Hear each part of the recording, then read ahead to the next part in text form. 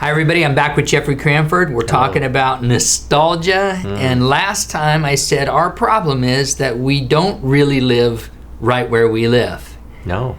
Even though this topic hits us right where we live, it does that because we're busy living other places. Not good. Not good. Not good. You know, one of the things I have always amazed me about the desert, we're coming to you from the Palm Springs area, kind of a Hollywood, kind of got that vibe. You got Frank Sinatra Road, Dinah Shore, Bob Hope, all these different roads that we have throughout the valley. And there's a particular place that we go for breakfast. Very often I take people there or get taken myself after some of the fellowship groups. And you go in there and there's these black and white, number one, pictures all over the walls of presidents and movies and movie actors, celebrities, and all these different from a days gone by. And you go in there, and I've looked at that many times, and I think, wow, look at all these impressive, amazing people, many of them since passed away. And I think about what lasted from their lives. What things lasted. Brings up Solomon again in his great wisdom in Ecclesiastes chapter 5. He says, in many words and in many dreams, there is emptiness. Rather, fear God.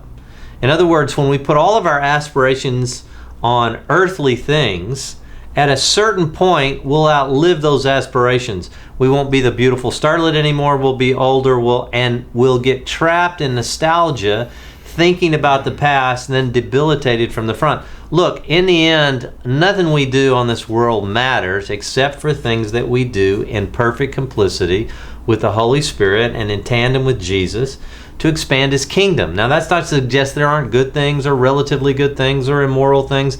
That's not the case, but those lasting things of permanence. It's a little bit what Jesus said.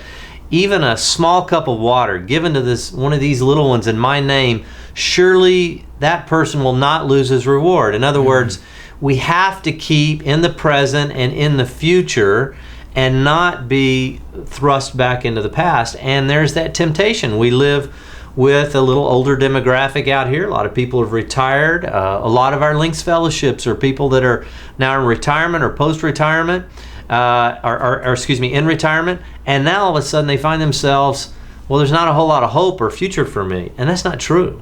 There is amazing things that can be accomplished in perfect tandem with the Holy Spirit as late as 100 years old. Until your dying breath, God is not done with you.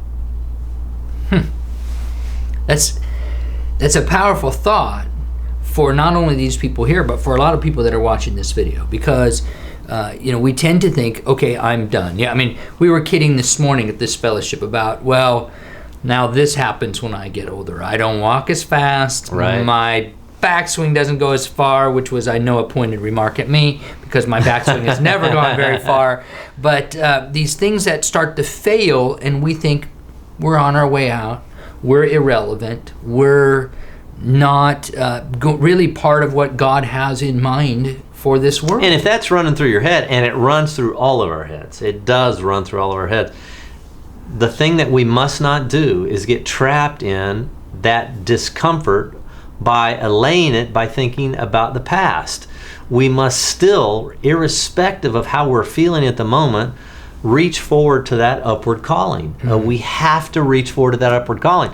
And I need community. It's one of the reasons the Links Fellowships are so important. We come together like we talked about this morning. We come together with other like-minded people, and as Randy Wolf, our guy in Texas, our precious friend in Texas, says, isn't it great to get around with a bunch of guys and talk about important things?